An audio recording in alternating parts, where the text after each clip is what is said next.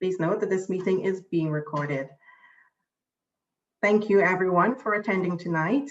We received several requests for an evening meeting, and we understand the challenges of balancing our schedules.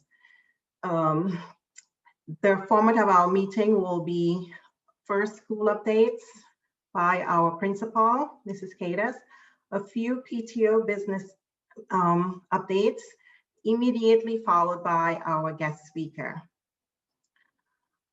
We would like to acknowledge Ruby Hedge at our meeting this evening, our Board of Ed rep.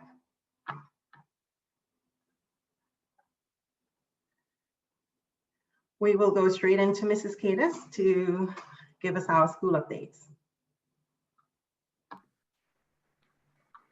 Thank you, Nicole, and thank you for having me. Good evening, everyone. I'm so happy to be here tonight.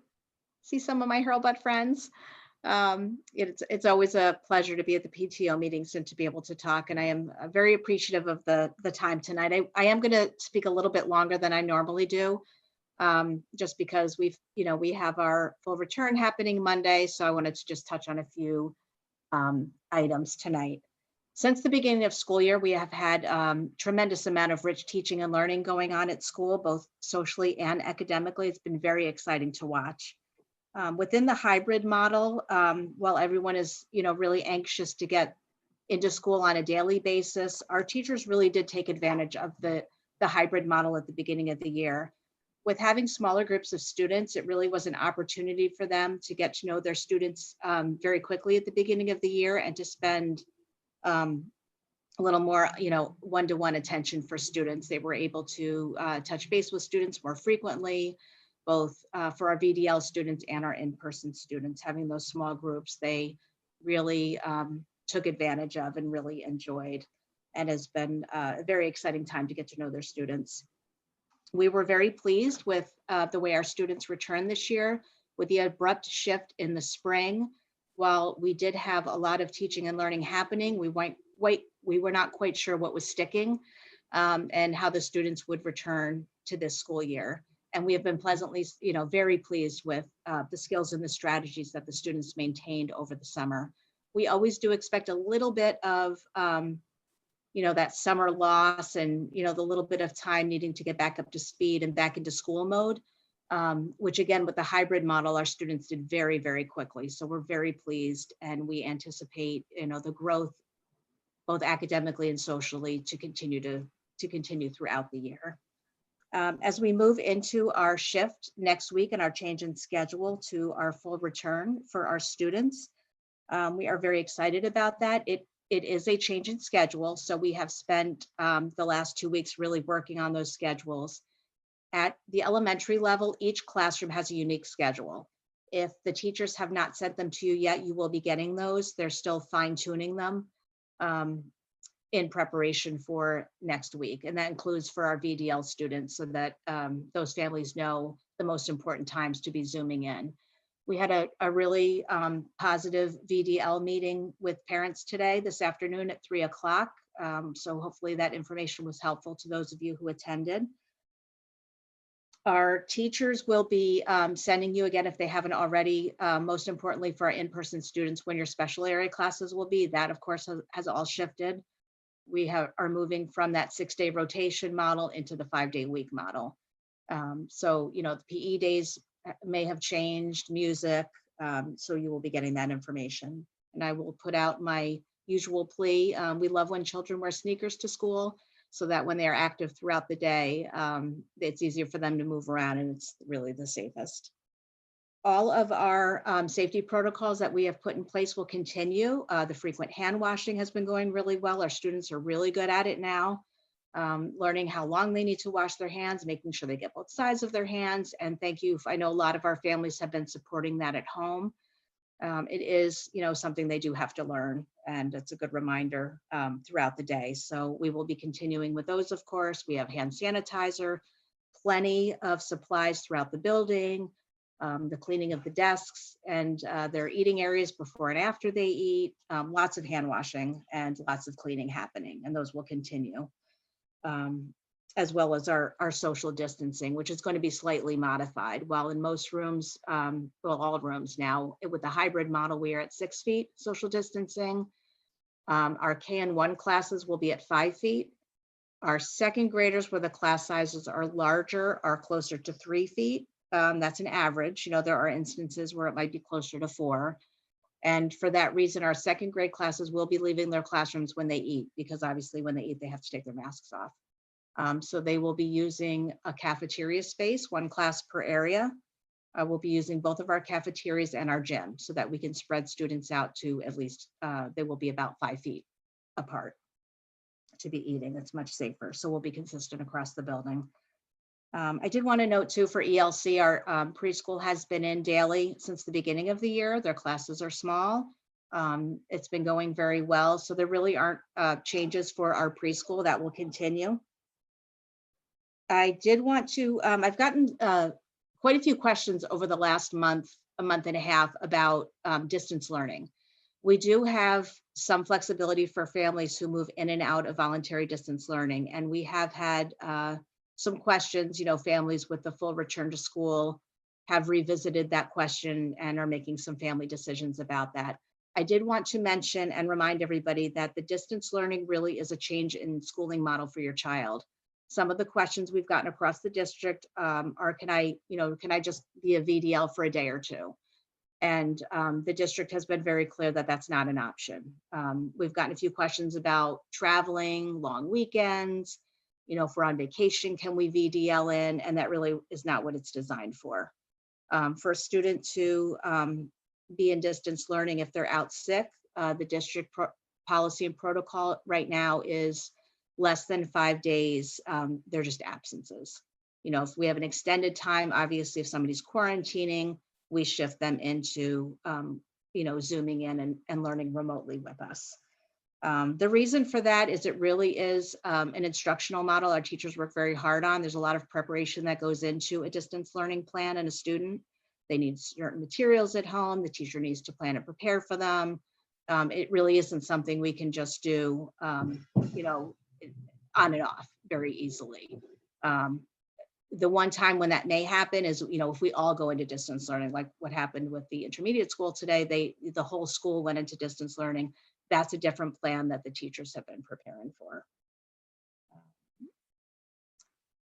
Some things that you can do at home if your child is home, you know, sick for the day or are unable to come to school for any reason, just for the day. You know, they do have access to Dreambox, Lexia. There are some seesaw activities that are appropriate. You know, if they're not feeling well, we do encourage the rest too, and we understand that. Just a reminder too, I don't know if this stood out in all of the email communication that went home. We do have COVID liaisons at every building. They're the assistant principals. Kim Coos, our assistant principal, is the Hurlbut COVID liaison. So if you had any specific questions about something COVID related, she's a great place to start. And of course, Nurse Susie, who everybody knows is very knowledgeable, and we always encourage any health related questions or in that area, feel free to reach out to Nurse Susie. She's a very experienced, wonderful school nurse. I did want to just spend a little bit of time talking about our change with the traffic plan. We are anticipating double the amount of cars, you know, with the hybrid model. While we had a lot of drivers with only having one cohort, we were able to get everybody into the routines and the procedures for drop off and pickup. Even with the increase in traffic, we were really able to get that to be a very efficient process. With everybody returning on a daily basis, the traffic will increase dramatically. Hurlbut and WIS are on the same schedules for opening and for arrival and dismissal. So WIS, of course, will also have everybody in, and they will have a dramatic increase in the amount of traffic. So the district plan has been, we are asking any families who have a second grader, or if you are also doing a WIS pickup, that you enter campus on the Lord's Highway entrance. You enter School Road from Lord's Highway. It's a little bit of a longer, route down School Road, but we think it will be a little bit more efficient. If you have a WIS student, we are asking that you stop at WIS first, pick up your WIS student, and then our traffic directors will make you a left out of the WIS driveway to head down to Hurlbut, you will come right up the front of our driveway once you come out of the WIS exit. We did send home today, and we'll be sending home tomorrow. If you have an in-person student right now, color-coded cards to put on your dashboard with your child's name already printed on it. That will help our traffic personnel, and of course, James, our wonderful security specialist. It just helps us facilitate the process. If you have only a kindergarten or first grade child, you will be still entering campus off of Weston Road through the bus garage, as you have been doing throughout. So that won't be a change for you. Just to help the flow of traffic, for now, we are asking, if possible, if you are a blue cohort, to try to arrive on campus between 3 o'clock and 3:10. Gold cohort can start arriving at 3:10. It just helps pace out the cars a little better for pickup. We are going to be starting our dismissal at 3 o'clock. If you happen to be in that very first group, I know we have some people that really like to be in that first group and arrive really, really early for pickup. Just be aware, if your child is not ready yet, we do have some special area classes that are running right until 3 o'clock. And we have it arranged and scheduled, so they should be out and ready for that first pickup group.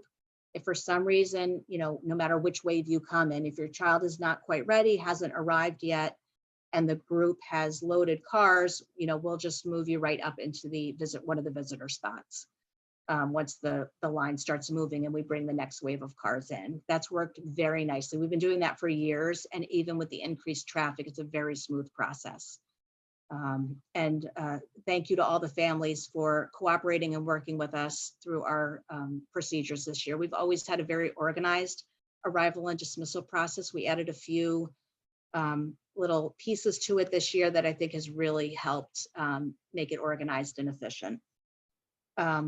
For arrival in the morning, arrival tends to flow a little more naturally anyway, because cars come at such varied times in the morning. We do anticipate arrival taking a little bit longer. Typically 8:15 to 8:30 is our arrival time.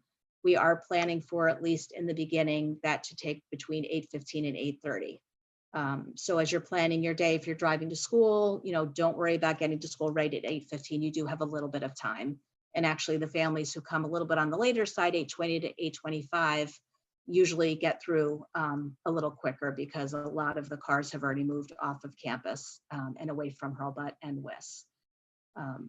It does help us when everyone is prepared when they arrive for drop off. So if you could have your child, when you're either waiting in line to drop them, let them out of the car, to have them have their mask on, backpack ready to go. So when it's your turn, out they go, everybody unloads and off they go. It really does develop a nice rhythm when everybody's prepared. If you find you need more time, more than welcome to stay in the car. We'll move you through the loop. You can pull into a visitor spot if you need a little more time, or unexpectedly, you can't find the mask, or they're not quite ready to get out of the car yet. We're used to that, so we're happy to accommodate that. If you are a bus rider, you will have a new drop-off time. I know the bus company has that pretty much ready to go. It does get loaded into Power School. I would recommend you check over the weekend, starting Saturday, take a look at Power School. You'll have a new drop-off time. Just like the beginning of any school year or any change to the school schedule, the first few days of those bus runs, just like drop-off and pickup for cars, takes a little time to get into a routine. So give the drivers a little bit of wiggle room. If you're a 3:30 drop off, they're there at 3:25, they might be a little early, or certainly a little bit later, because they will be picking up and dropping off both cohorts now. Your pickup time in the morning will remain the same. It should remain the same, but again, we may have more bus riders now. So just be a little understanding as those routines really solidify in the first week or two at the most. Again, ELC, no changes to those procedures. The other piece I wanted to ask too, when you drop off or pick up, for the most part, our students are becoming very independent. We can help with the doors. A lot of them get in and out of the car by themselves, particularly our second graders. If you do need to exit your car for any reason, please remember you also to wear your mask and to please stay, near your car and not to start walking down the sidewalk. It really just helps us keep the process as efficient as possible. And remember to socially distance yourself for everybody's comfort. And finally, Halloween. We are so excited. We'll have everybody with us on October 30th. We are going to celebrate Halloween. While it will look different this year, we are going to make it very special. So we encourage students to come with costumes. It's certainly not required. We always have a few students that just don't want to wear costumes. That's fine. Halloween themed outfits too. I've seen some really cute pajamas this week with Halloween themes for pajama days in classrooms, a Halloween t-shirt, whatever your child's comfortable with. Please try to keep the costumes, because they will be wearing them throughout the day, simple this year. We've had some really interesting ones over the years they're just difficult to move around in and to be in for long periods of time. So simpler, less is more this year when you plan those, and please keep them in sneakers, because they will be going outside, weather permitting, for recess, mask breaks, things of that sort. So we want them to be able to be active and move throughout the day easily without any, safety concerns. We are very excited about that.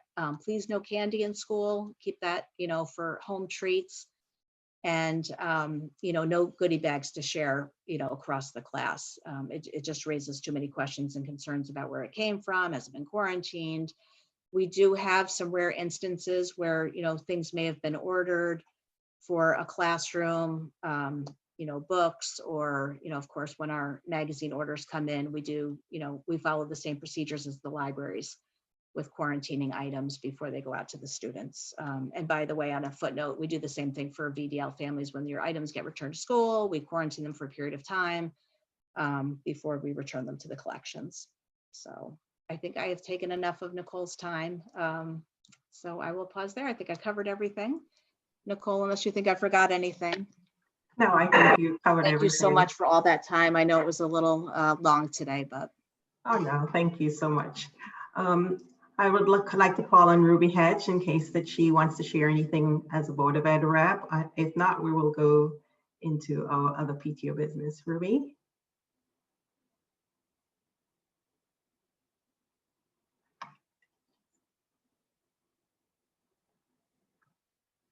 Okay.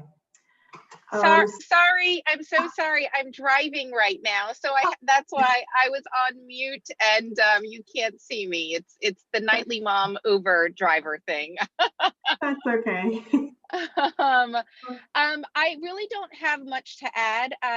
Obviously people have been tuning in and watching the Board of Ed meetings. I think the principals have truly done the unthinkable, just in terms of preparing everyone, not only their staff, but parents and children, right? So it was kind of the trifecta, and kind of trying to fit all the pieces together. So Ms. Kaddis, thank you again for everything that you have done. I know anxiety is high right now, but you have truly crossed every T and dotted every I. And I cannot thank you from the Board of Ed enough, truly.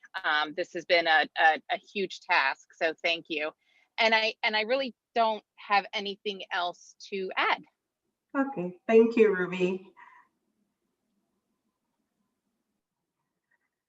So I do have a few updates that I would like you to mark your calendars on Monday, November 2nd at 9 a.m. to 10:30. We will be having Mark Cooper, the Director of Health of Westport Western Health District, coming to speak. And we would also be having members of the Western Public School COVID-19 management team. So please mark your calendar for that date. It's November 2nd. Our general PTO meeting will be on Wednesday, November 18th at 9:30 a.m. Also upcoming will be the virtual book fair, which will be over a 2 weeks period.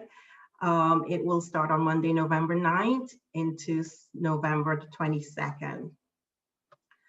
To our VDL families, the PTO are looking to have a task force volunteer person on the VDL parent volunteer for the lower school. That email went out to all VDL families so that if they're interested, they can contact anyone as the PTO president, or they can contact Janet, who is also listed on that email.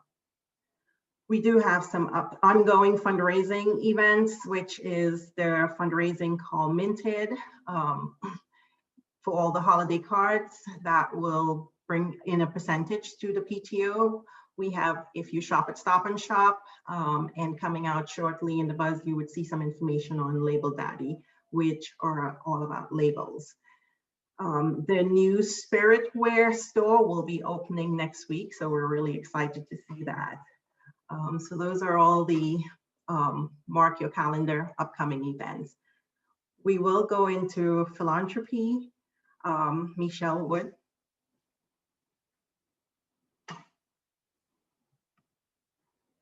I'm here. Hello? Yes, we can hear Hey. you. I don't think we have anything. For philanthropy? We The do only have, thing with the $500 to the Board of Education. yes. Oh, I'm sorry.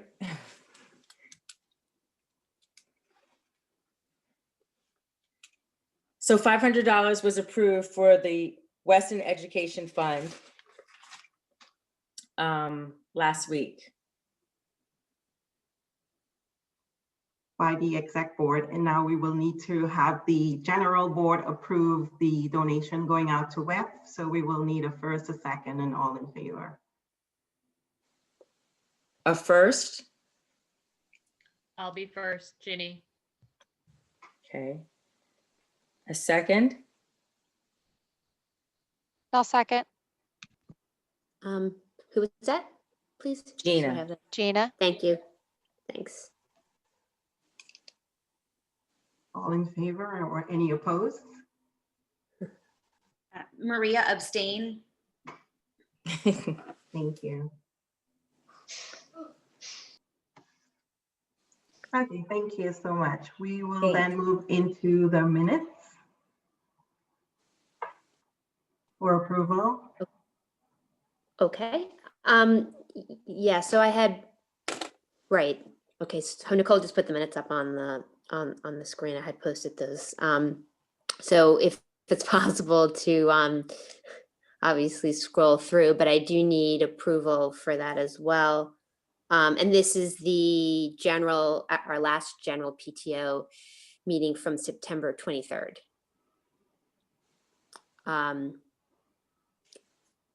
So I guess if I could have a first. First, Anita. Thanks, Anita. And then second, please. Second, Maria. All right, thank you. Thank you. Jenny, we'll call on our communication chair, Jenny Plant.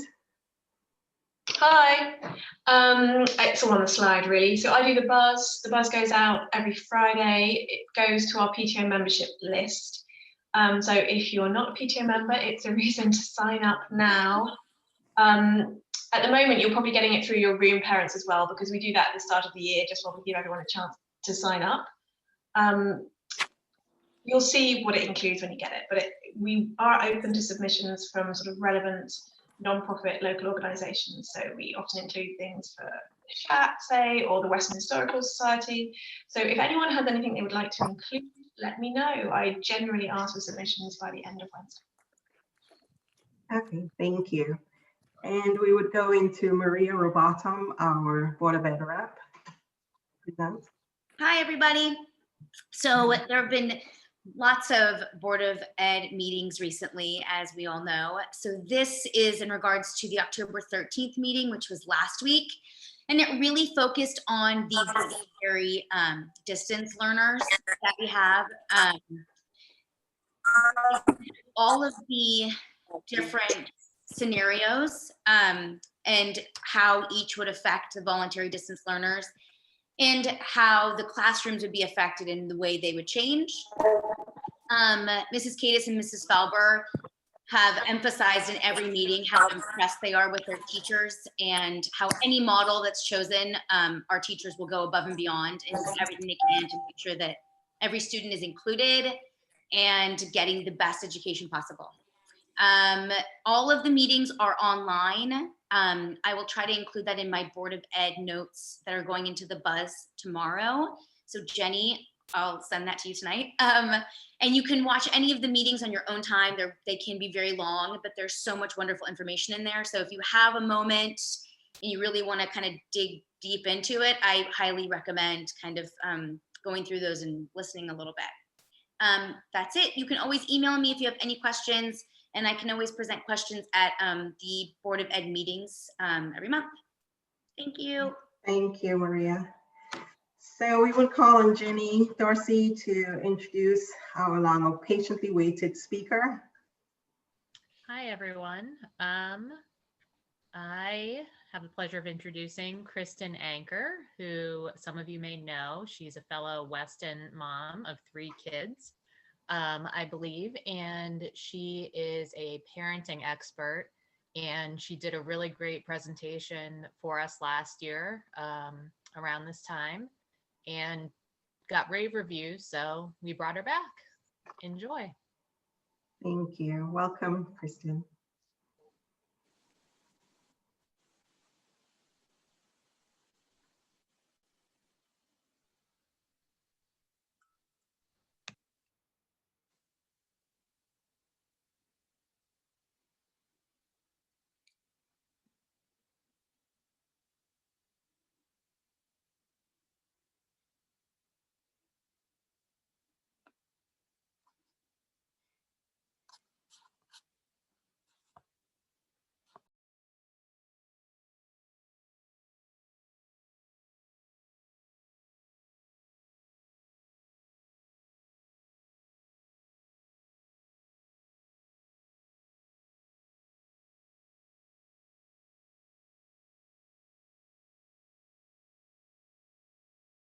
I have to unmute myself first before I screen share, I guess.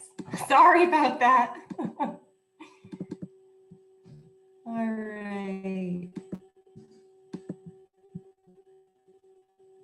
So, hi everybody. Sorry if I'm just trying to figure out how to do this. And, all right. How do we do it from the beginning? There we go. Oh. All right, I'm gonna go back. All right, can everybody see my screen? Maybe Nicole, you could just say if you can hear me okay? Yes, we can hear you. We cannot see the screen. Do you want me to share? Can't see the screen? No, only just you. Okay, so let me try to figure out how to see. Oh, you know what, Nicole, do you want to just share your screen? Sure, I can. Because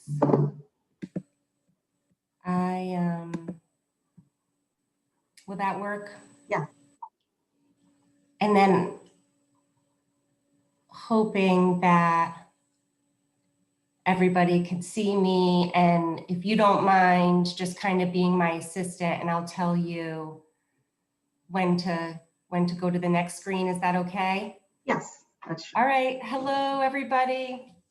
Thank you for having me. Although my ego would love to accept this parenting expert title that you just gave me, I would like to admit and let you know that this beautiful child on the screen here was kicked out of a Zoom meeting the other day, and he was put in the waiting room. And although I have been studying discipline for many, many years, I don't know that I'm an expert. I'm a fellow traveler on this parenting journey with you all. And I'll give you a little bit more background on me in a little bit, but if you could just go to the next screen, Nicole.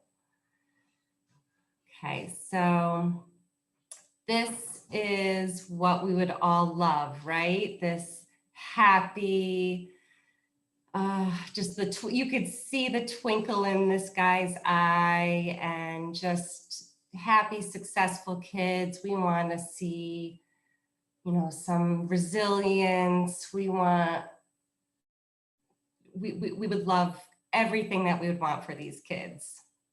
However, if we go on to the next screen, this is sometimes how we're feeling, right? Like all the things. And I found this slide last year. So parenting was hard last year, and parenting in a pandemic, this is a whole nother level. So there's a lot of challenges. So if possible, we are going to try to be as interactive as possible in this short workshop.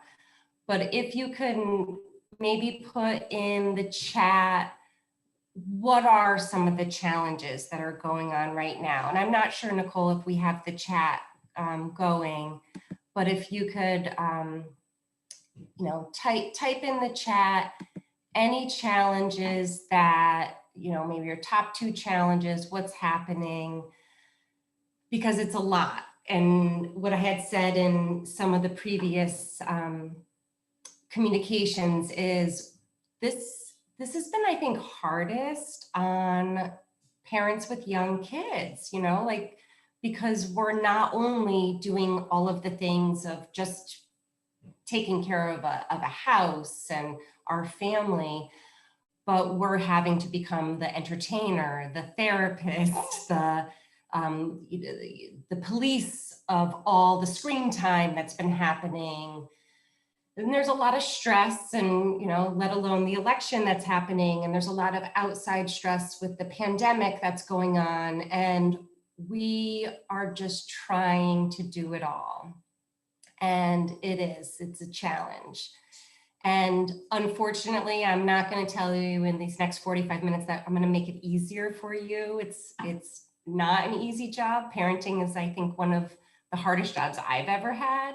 But what I want to try to empower in you and encourage you to do is, like, how can we make it a little lighter?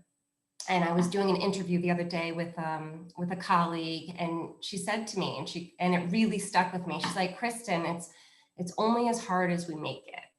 And it is, it's only as hard as we make it. So if we could just go on to the next screen. I'm not sure if anyone was brave enough to put any challenges in the chat. No, I don't see any challenges yet, but that's okay. We're going to get through them all. So just to introduce myself, my name is Kristen Ancker.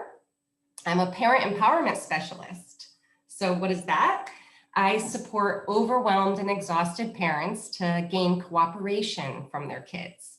And I help parenting partners to see eye to eye using consistent and effective discipline. It's based on positive psychology. I'm trained in positive discipline, and I'm helping to build confidence, not only in our children, but confidence in parents. You know, sometimes we parent from how we were raised or how we were brought up. And I'll talk later on about the brain development, why this happens. But what I would like to do is to invite you to maybe try something different. And hopefully this helps to bring a little bit more peace and joy into your home. So a little bit of background about me. Before I was mom, I have a 6th grader named Maggie. I have a 4th grader named Annie and a 1st grader named Walter. He was the first one on the screen there. And before I was mom, I was a Montessori educator. So I taught in a 3 to 6 classroom and a 1st to 3rd grade classroom. And then I was the director of a preschool kindergarten program. And then I was an assistant head of school at a large Montessori school up in Littleton, Massachusetts called Oak Meadow School. And it was really cool because that school had ages 3 up to 14. So it was the wide range of ages. And it was there when I really started to study discipline, you know, because as the assistant head, I was the disciplinarian. So I had all sorts of people in my office, teachers, parents, and a lot of children. And I had a lot of great ideas, but that was really before I was a parent. So I just had my little baby. I had little Maggie with me. And then all shit hit the fan. Maggie is definitely one of my most strong-willed of them. And I felt really challenged, and I was struggling as a young mom. And I actually thought I was going to be really good at this job because I had all this experience in education, and it was really hard. So at the time, I was pregnant with my second child, and I was consulting at a school. And she had said, "Have you ever heard of positive discipline?" And I go, "Oh yeah, I heard Jane Nelson speak at a conference." So I don't know if anyone has ever read the Positive Discipline books, but Jane Nelson and Lynn Lott created a training program for parents and for educators. So I'm trained in both. I can facilitate parent education courses and teacher education courses. And then all was good. And, you know, I thought I had things together, and it was just, constant. I feel like it's a constant learning. So I then became an encouragement consultant. So it was an advanced positive discipline training, and I learned how to use these positive psychology tools on ourselves so that we can reparent our inner child. So like I talked about, sometimes we do what our parents did. So that's a little bit about me. So let's go on to the next slide. Thank you so much, Nicole, for being my assistant. So what we are going to be looking at is this equal triangular relationship between the parent or the teacher and the child and the environment. So if you think about the parent, you know, as the teacher, because that's who we are our child's guides. We are one in charge of the environment. We are in charge of the physical environment. We're in charge of the emotional environment. And we are going to try to connect our child to that environment. And then we also need to be aware of what's happening with us too. So a lot of parenting, I don't know if, and you can raise your hand if you can relate to this. A lot of parenting is how do we regulate our own emotions so that we can be that space for our kids, like super high emotions. So like I said, I have a few strong-willed kids, but these strong-willed kids show big emotions. So how can we be that space? So we're going to go on to the next screen. And so here is our job this year. I think I need everybody just to take a deep breath, you know, deep breath in and a deep breath out, because it has been hard, right? Like it's challenging to everybody. It's challenging to me. It's, I'm sure, challenging to Mrs. Kaddis even. It's challenging for all of us. Nobody is prepared to parent in a pandemic. So I think the last 6 or 7 months have been a struggle for many families. I know for me personally, I said to myself, I go, you know what? There's a lot of things that's out of my control right now, but the only things in my control is my mindset and my actions. So what am I going to do to do that? And what we do have control of too is there's a lot going on in our home, and our home can be a very good educational setting for our kids. So the 3 big things that we're going to talk about tonight are autonomy, purpose, and connection. So I hope by the end of our little workshop tonight that we can hopefully come up with some ideas that you can walk away with that is going to help your family and maybe bring a little peace and joy into your home. So these 3 things are what we're going to focus on. So we're going to go on to the next screen and start with autonomy.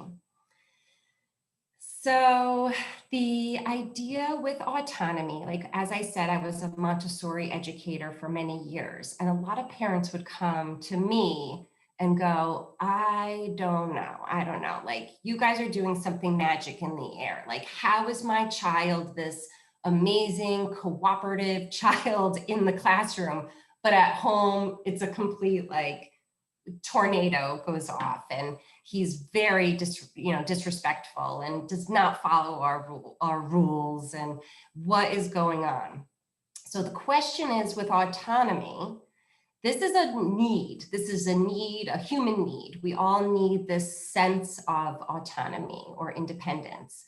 So how can we foster concentration, independence, order, and coordination?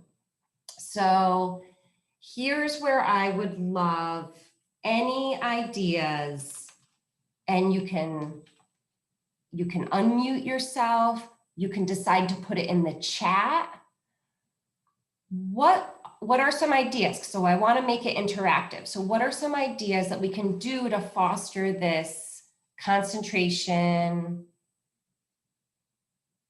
coordination, independence, and order? Like it's autonomy, it's independence. What can we do? So you'll see in the examples that I have. So the first one is my middle daughter, Annie. She is buttering bread, garlic bread. So she's dipping the paintbrush into butter and she's buttering garlic bread. In the second picture, I have a few things set up like on our kitchen table. One is a banana. These are like Montessori lessons. So a 3-year-old could literally peel the banana and then use that little chopper and chop the banana. I have an apple slicer in there.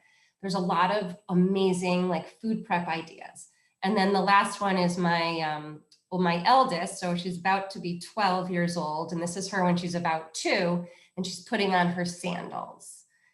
So any ideas from the chat, or feel free to unmute yourself. And what do you do at home to foster this autonomy? Because this is huge. And this is something that we can really be teaching our kids during this, I think, uncertain time.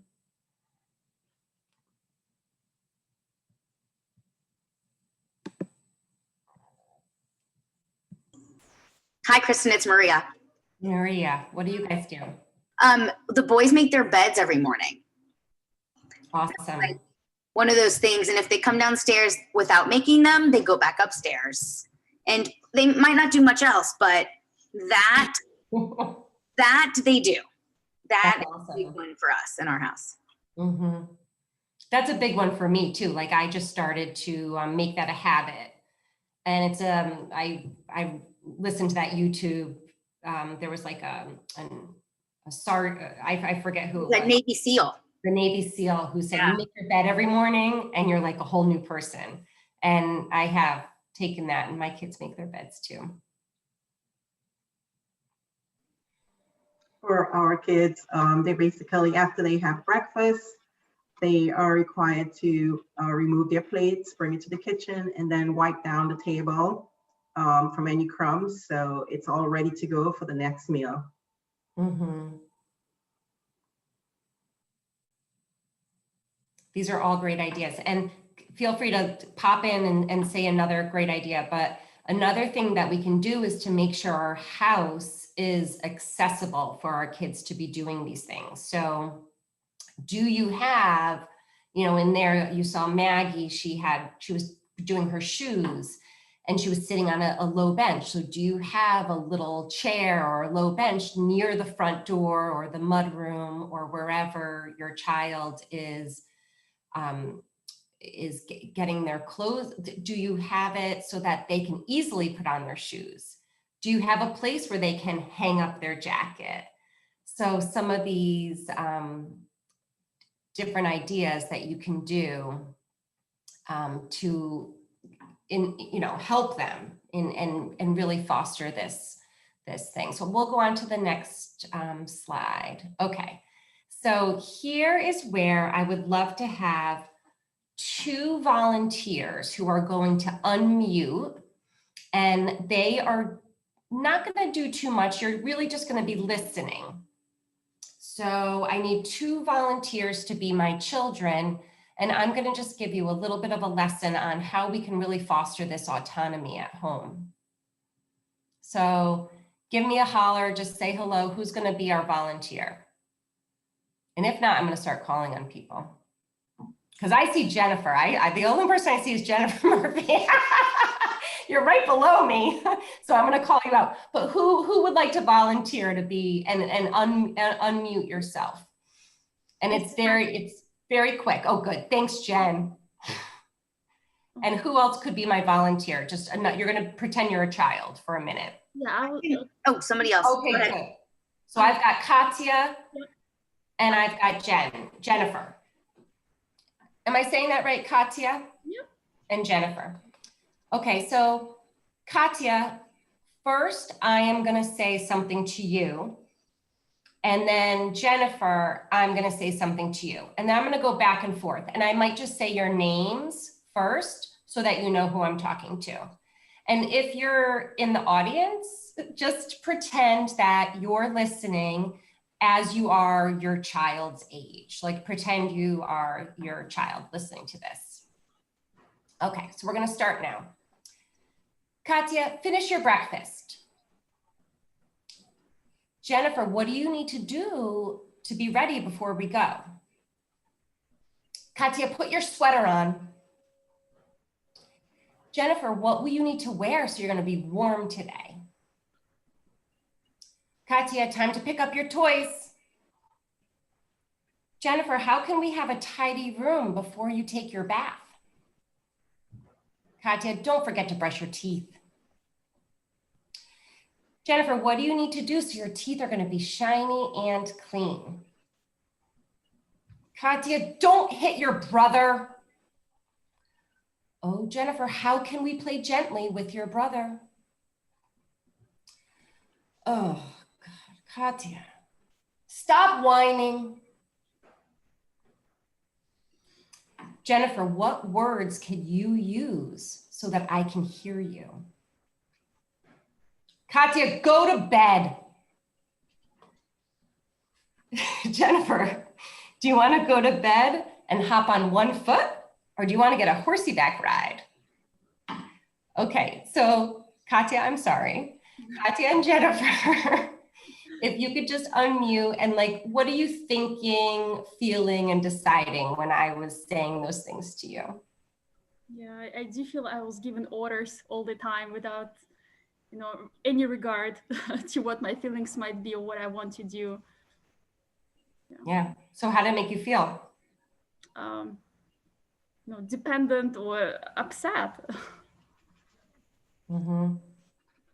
How about Jennifer? How did you feel? What were you thinking and feeling when I was? Comparatively, I was given much more leeway, empowered to use my own thinking and contribute, you know, in that sort of context of, you know, if with my children and in some of the positive parenting classes that I've taken, you know, if you don't give them feelings of empowerment throughout the day, then it really shows itself through negative reaction and response. And so I felt like you were empowering me to step into the role of teacher, you know, which puts me in a power position. What could I do to be able to get out the door? What do I need to do? What can I tell you about what that will be? And so that was much more positive. Any other thoughts from anybody else listening to those two statements? I was telling Katya what to do, and I was asking Jennifer. With most of them were what, yeah, they were all what or how questions, a what or a how. So Kristen, it's Maria. When you're in the heat of the moment, and let's say one child is just, you know, pummeling the other child, and the snap reaction is, you know, to just yell, stop it before somebody gets hurt, right? Or you've just had enough of telling them to stop. Like, how do you stop yourself from reacting? Just from reacting. I mean, that's what I would love, some tools or words, or I don't know, a deep breath. Like, what can we do to stop ourselves before we actually go into that? Stop it. Don't do that. You know, that immediate reaction that we all have. And that's what it is. It's a reaction. And I hate to say to wait a little bit, but I'm going to do another activity about what's happening with our brain and why we're reacting. But it's so much about our own self-regulation, because we sometimes bring this into it. And sometimes they do need to hear you need to stop. And that's okay too. You know, like I was more doing the asking and telling because I was trying to get them to do something. So I was trying to get them to think about what they were doing. But when, of course, if the two boys are on top of each other, there comes a time where you might have to stop. But we'll go into that one in a little bit. So I'm gonna say, let's go on to unless anyone else has any other questions about that. The reaction thing we're gonna get to soon. Okay, a little bit more about, so we were talking about autonomy. It's all about independence. And I was just doing a workshop the other day with this whole idea on cooperation. And it's like, do we really want someone to like, you know, hear into what's happening in our home and go, oh, wow, that little Johnny, he really obeys his mom and he really does exactly what she says. Like, is that what we really want? Or do we really want them to be able to think for themselves? Because what we want eventually is for these teenagers to be able to make these really good sound decisions on their own. And of course, we're all going to make mistakes, and mistakes are just opportunities for learning, but it's when you provide autonomy in the home, children behave better for other adults. And I know it in my kids, they're really a lot harder for me than they are for their teachers. And they're a lot harder for me than they are for their friends' parents. And I'm sure a lot of you have heard that, you know, you go to pick up your child, oh, they've been so amazing, so sweet. And they get in the car and they're like, wah. So it's just, you know, we are their comfort. And so they're going to lash out at us sometimes. And that's the work, you know, that's the work of being a parent, is how can we be able to be this role model and to self-regulate our own emotions, to be there for the kids.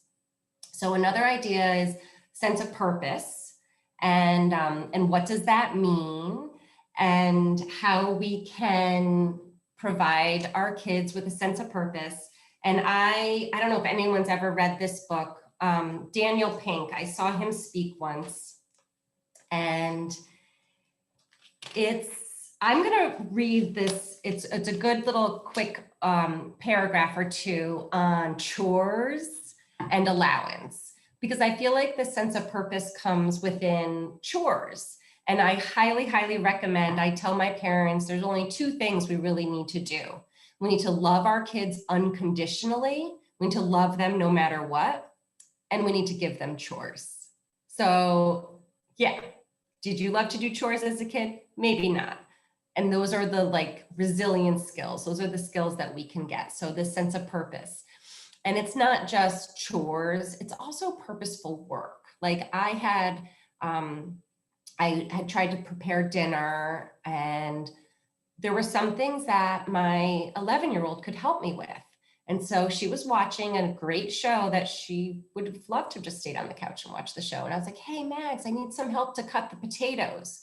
Cut the potatoes? That's kind of fun to cut the potatoes. So she, okay, in a minute, I let her finish whatever she was watching. She came out and she chopped the potatoes. So it's called purposeful work.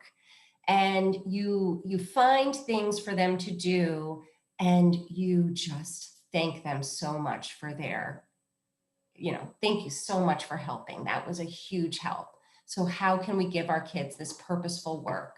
And it's very important. So this is Daniel Pink, and it says, give your kids an allowance and some chores, but don't combine them. So a lot of people ask this question about allowance and chores. Here's why allowance is good for kids. Having a little of their own money and deciding how to save or spend it offers a measure of autonomy and teaches them how to be responsible with cash. Here's why household chores are good for kids. Chores show kids that families are built on mutual obligations and that family members need to help each other. Here's why combining allowances with chores is not good for kids. By linking money to the completion of chores, parents turn an allowance into an if then reward. This sends kids a clear and clearly wrong-headed message. In the absence of a payment, no self-respecting child would willingly set the table, empty the garbage, or make her own bed. It converts moral and familial obligation into just another commercial transaction and teaches that only reason to do a less than desirable task for your family is in exchange for payment. So I found that really, really interesting about chores and purposeful work. And it's like, how can you make it fun too? You know, helping with the garden and helping with different things around the house. But if we can just go to the next slide, Nicole. Okay, so here's where I'd love to open it up to any ideas or put it in the chat if you don't want to unmute yourself. And what are some things that you might be doing for your child that they can do for themselves? And what is maybe some purposeful work that you might be able to do or start doing? Any ideas? Just unmute yourself and let us know. Oh, I get the kids' bags ready for them for school. So you get them all ready for them? Yeah, I put their electronics in there, which I've messed up before. So I put the wrong ones in the wrong bag. That was a lovely morning. And their books, and I make sure everything's in there, and they are fully capable of doing that for themselves. I'm controlling, so I can let that go. I can let that go. So that's so awesome. You just like, you self-awareness, you're controlling. I am too. I'm controlling. I do the same thing. And what I realized, Maria, that I need to do is let them do it the night before. Oh, yes. That's a great idea. Let them get their bags ready the night before, so there's no rush. They can do it, you know, and there's a lot you can do the night before. I'm realizing this like way late in the game. There's a lot you can do the night before that makes mornings a lot easier. Thank you for that, Kristen. Mm-hmm. Any other things we might be doing for our kids that they can do for themselves? You know, my kids are older now, but when they were young, I started really early, just having them help with the lunches, packing their lunch, choosing their lunch. And I tell you, it's a game changer. I haven't made a lunch in I don't know how long, and my kids are older now, and it's just routine. Definitely the packing and the unpacking backpacks, and they do that at school. So if they try to tell you they don't know how to do it, they do. Do it at school, yeah. Definitely. Think about it, you know, think about it. And I don't know, I have 3 kids and everybody has different, you know, ages and different children. And my 3 children couldn't be more different from each other. They're very, very different, unique kids.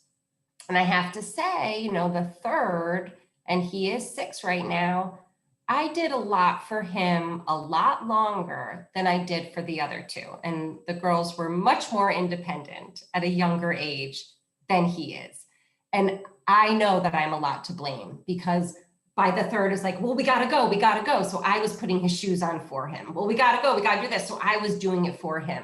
And so I am taking this opportunity, like definitely during our days off, and he can get his shoes on himself, but he tries to make me, so we're taking the time and sometimes it's baby steps. So I'll even get his shoes, I'll untie the shoes and get them all ready for him. So then he can slip his shoes on and put them on himself. So there's baby steps too that you can take for this. So we'll go on to the next slide. Okay, so here's where we're going to talk about our brain and that question that Maria had asked about reaction. So we'll just look at this slide, and then if you don't mind, Nicole, I'll have you take off the slide and we'll put it back up. But you need to be a happy, healthy, resilient, and empathetic first if that's what you want to see in your kids. And so we're going to talk a little bit about the brain. So if you don't mind, Nicole, if we take the screen share down, and I'm going to give you a little lesson And feel free, if you want to change it from the speaker view, you could change it to speaker view so that you could see me. So this is thinking about the long range goals. And I'm going to have a slide about this later on, about these 5 criteria for effective discipline. And really what it comes down to is we are parenting now for the future human being that is going to be walking into our door at age 25, you know, home for Thanksgiving dinner or something. So just like imagining your child right now at that age 25. And all these things that we're doing now is so that we can be building up this human being at age 25. So it's long range goals. And we do this because their brains are not fully developed until the age of 25. So I'm going to do a little brain in the palm of your hand. And this is the work of Dr. Dan Siegel. So Dan Siegel wrote The Whole Brain Child and The Yes Brain, and he's got a lot of great books. He's a neuroscientist. And he does this on like a YouTube channel. And I've got a lot of them on my YouTube channel as well. But so if you look at your right hand, and you can even put your hand up, because this is an awesome thing to show our children and to teach our kids. And so if you look at your palm down, that's the midbrain. That's the, this is the, this is the automatic bodily functions are happening here. Your heart rate, your breathing, that's all happening here. It's the brain stem.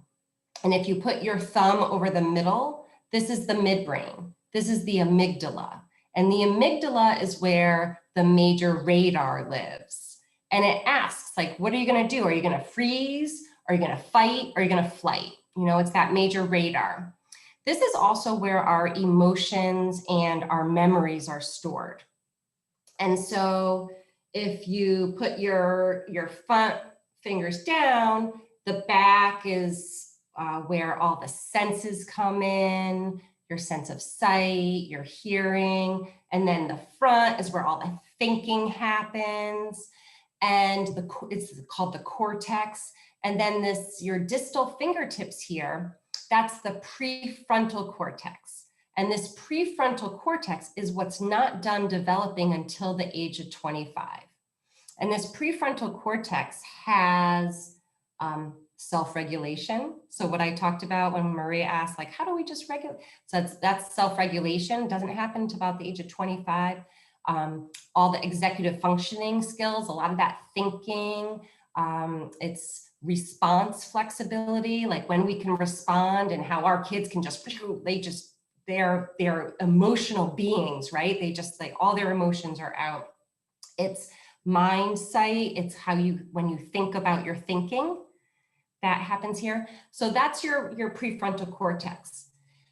And what happens when you had a really hard day, maybe you didn't get enough sleep, you wake up and you realize WIS is on remote learning day, and you had a lot of great plans planned for the day, and everything's just like happening, and the house is a mess, you're behind with the laundry, everything is just happening. And then your husband comes home and he says, oh, what'd you do all day? And you're like, ah! You do this, your brain goes like this. And so the neuroscientists have discovered this is what happens to your brain. So if anyone remembers, what's showing? Amygdala. Amygdala. Emotions. Your emotions, your memories. This is why we sound like our mother when we maybe don't want to sound like our mother. That's what's coming out.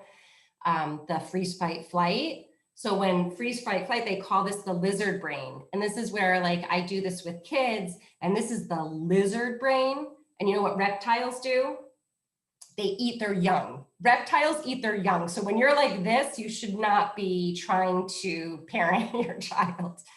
Reptiles eat their young, but I call this the lizard brain with kids, and I call this the wizard brain. When you are thinking, well, you're like a wizard, you can think.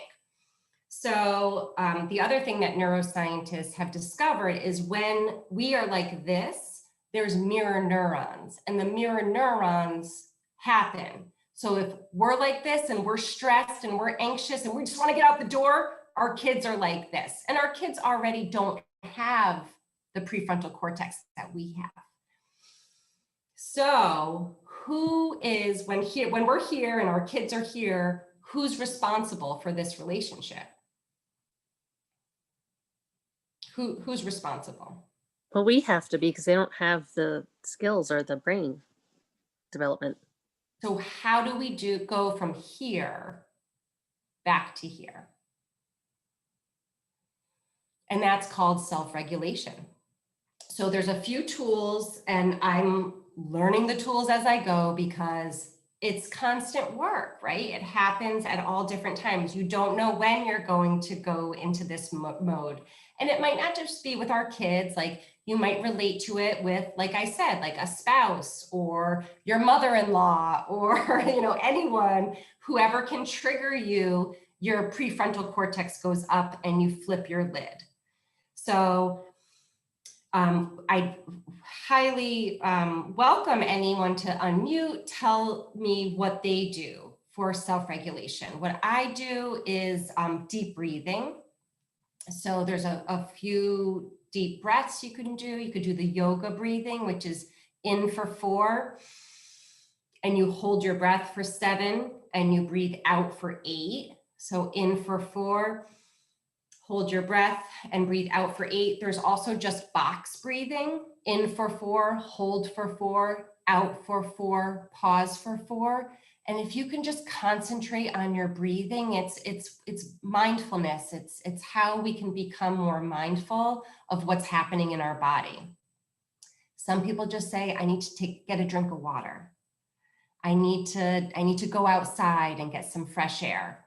So everybody's going to have something different. But like I said, I teach this to my kids, and I've told them, like, sometimes mommy's like this. And like even, and I'll stand up and I don't know if you can, yeah. So sometimes I'll be like, guys, I got to take a couple deep breaths. I just got to take some deep breaths. I'm not feeling well right now. You're doing a lot of things and it's making me aggravated. I think I got to go take a timeout. So sometimes during these times, we'll send our kids into timeout, when really if we could just take a little time out and self-regulate our own emotions, and then know that we're responsible for this relationship. It's the long-term goals that we're thinking of, is how we can be teaching all these skills to our kids. And that's it. But also, like, not only do we do a positive timeout, but we can help our kids to create this timeout too. And just them being aware of it is really good. But Nicole, if you don't mind, can we go back to the slides? But feel free. Does anyone have any questions so far about, or any ideas of what makes them feel good? It's called self-care. So it's not selfish, especially now. And I know so many moms, and it's starting to annoy me now. And I'm like, yeah, you know, like, it's really helping me to like exercise. And it is like, I am making changes in my own habits because I know I need to. And some people are like, I just don't have time. I don't have time for it. And it's like, it's actually necessary. It's necessary right now that we're taking care of ourselves, because there's so much going on. There's so much stress. We need to be managing our own stress and ourselves. And that's how we're going to invite cooperation from our kids, believe it or not. It's all based on, if we feel good, they're gonna feel good.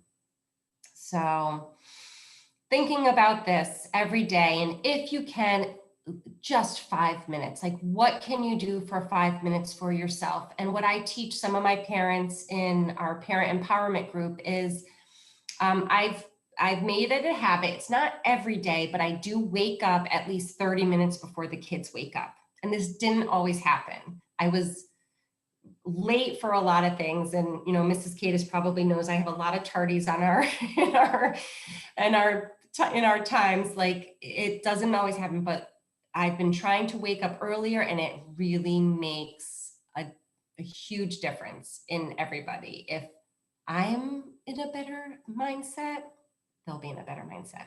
And I have to say, meditation has helped me too. I don't know if anyone has, I just use the Insight timer on my phone. It's an app, and there's a lot. Headspace is another good app. The meditation is really good. So maybe we'll go on to the next slide, but if anyone has any ideas, feel free to unmute whenever.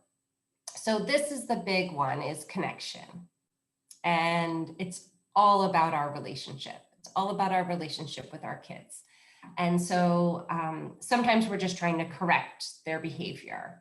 And it's, if we could, during this time too, and so like I talked about, when we're like this, sometimes when our child is like this is what we can do.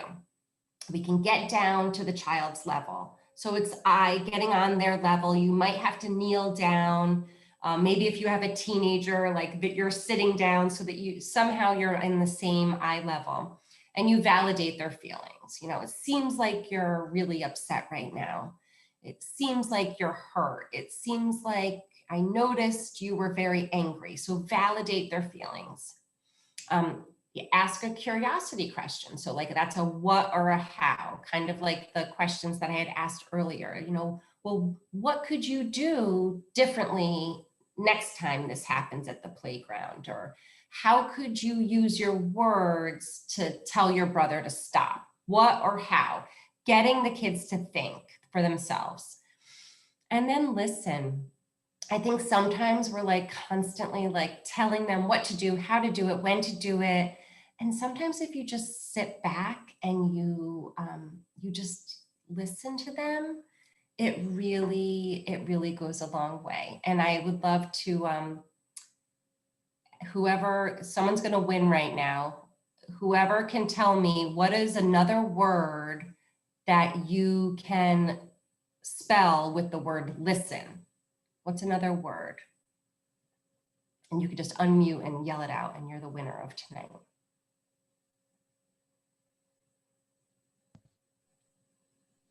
Enlist. What's another word using all the letters in listen? Silent. Silent. Are you just silent? And not just being silent, like thinking about what you're about to say next, like silent and really curious about what your child is about to say. So then the question is what can you do proactively? So this idea of connection is game changing. What I teach is called special time. And a lot of parents are like, I spend too much time with them anyway. Like they have so much time with me. But is it special time? And so special time needs the 3 A's. It needs your full attention, where you put your phone down, everything is down, it's your full attention. You're alone with just one child. And I do have 3, so this is challenging sometimes. And I don't do special time every day. But can you be alone? Can you give them your full attention? And is your attitude like, what do you want to do? Like, so you're kind of like their biggest fan for 5 to 10 minutes. That's it. 5 to 10 minutes is all they need. And this has happened to us a lot lately. Like, and just because I know this in my head, like they'll be like, can you do this with me? And I'll have like a million other things I need to do. And I'll be like, yeah, I can do it for 10 minutes. Yes, I can do that. I have to set my timer for 10 minutes because mommy has a lot of things to do later, but I want to jump on the trampoline with you. Yes. And if I give them 10 minutes jumping on the trampoline, or 10 minutes reading the book with them, or 10 minutes, whatever, it goes a long way. So any other ideas of what we can do proactively to build this connection and to have this connection?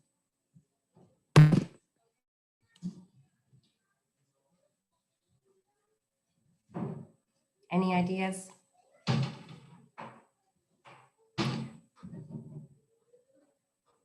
Okay, I have a really amazing thing to read. And I don't know if anyone has ever heard of Toni Morrison, the author. Okay, so I've always heard this. So she made a comment of, do your eyes light up when your child walks through the door? And Toni Morrison explained that it is interesting to watch what happens when a child walks into the room. She asked, does your face light up? She explained, when my children used to walk in the room when they were little, I looked at them to see if they had buckled their trousers, or if their hair was combed, or if their socks were up. You think your affection and your deep love is on display because you're caring for them. It's not. When they see you, they see the critical face. What's wrong now? Her advice was simple, but paradigm shifting. She said, let your face speak what's in your heart. When they walk in the room, my face says, I'm glad to see them. It's just as small as that. And that is really, for me, it doesn't happen all the time, but I remember that. And I remembered when my little ones were babies, we went to this little Waldorf school, and they were very strict about when you come to pick up your child, they taught us, they were like, it's between you and your child. You're gonna love them and pick them up. Don't be talking to the other parents. Don't be distracted by your phone. Don't be this. Just give them that moment. It's very few moments. It's little moments here and there, but can your face light up? So that's just, I love that, Toni Morrison. So we'll go on to the next slide. So these are the 5 criteria for effective discipline. And I think I kind of touched on a lot of them tonight. So how do you foster respect and responsibility and resilience? And that's my big thing, is like, I want my kids to have respect, and I want to foster this responsibility. And of course, right now, especially, we all need resilience, especially kids right now. I feel like there's a lot going on. So the first one is this sense of belonging and significance. So it's a lot to do with like that autonomy and the sense of purpose. So belonging and significance is love and power. You know, like you have that unconditional love and they have some power over their life. And it's that giving choices and the what and how questions. There's a lot of ways that we can give them that sense of significance. Can it be kind and firm at the same time? So kids need boundaries, they need limits, but they need us to be kind around it all. So how to be kind and firm at the same time. And that's what's hard, because sometimes we're like too kind until they walk all over us, and then we get too firm and then we feel like crap, and then we're too, so it's like back and forth. But how can you just be kind and firm at the same time? And then you just like kind of validate their feelings. Like it's okay if they have big emotions over it. You just validate their feelings, and it is what it is. It doesn't have to always be an argument or a constant battle. We talked about the long-term results, that we are parenting for the future. We're parenting for our future kids so that they can come home and, you know, be the adult that has all the life skills and characteristics that we hope to be successful in this world. So it's teaching social and life skills. We have to teach these social and life skills. We have to set up our home environments to allow for it.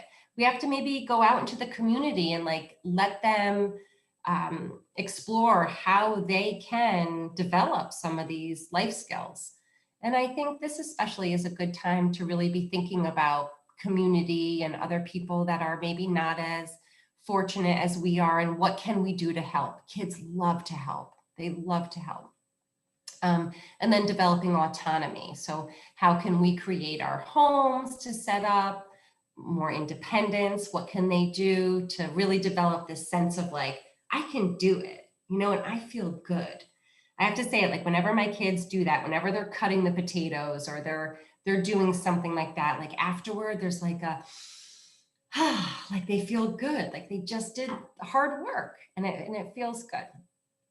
Okay, so we'll go on to the next screen. So all these things have helped me in the past 20 years. I became a Montessori teacher in 2000, and then positive discipline in 2009, and encouragement consulting. And I love to share all these different tools and techniques. So if anyone needs any help or support, please reach out to me. My email's below, and I think it was on something else. And then I think that's it. We can go on to the last slide, and I think that's it. So thank you all so much, but I would love to open it up if anybody has any questions. I don't know how much longer everybody has until, but I'd be happy to stay on if anybody has any questions. Of course, it's just like the tip of the iceberg within all the stuff that's going on, but I'd be happy to answer any questions.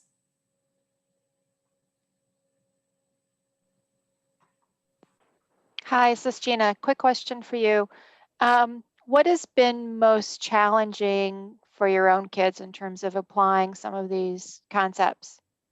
Where have you found, you know, maybe it to be a little more difficult to get traction? For me, it's me being consistent with them. It's me being consistent with doing them. For my kids, they don't always want to do some things. And for right now, we have some really hard battles around screen time. So one of the things too, and I didn't talk about it in the slides about autonomy, but a lot is I teach how to create routine charts. So like routines around getting up in the morning and getting out to school, routines around nighttime. I know I need to create a routine or a schedule around screen time because it's a little bit difficult right now with the distance learning and back, and there's not a lot of consistency. So maybe that's hard for us right now because of the lack of consistency. With the kids, I have to say, when I remember and when I can self-regulate and remember to do a positive discipline tool, it usually works. Mm-hmm. It's when I react, it's when I am upset. And it really is. It's taken me a long time to realize it, but so much is dependent on my mindset and how I'm feeling. Mm-hmm. Mm-hmm. Okay, thank you. Do we have any more questions for Kristen? If not, we want to say thank you so much, Kristen, for presenting to us tonight. You have shared so much valuable tools for us. We would like to also thank all our volunteers, and we appreciate everyone's donations to the PTO. And we hope to see you in our next PTO meeting, Wednesday, November 18th at 9:30 a.m. Thank you again. Have a pleasant evening. Thank you so much. Feel free to email if anybody has any questions, because usually the questions happen a couple hours later. Oh, I wish I asked her this. Oh, I wish I said this. So I'd be happy to answer anything. Thank you so much.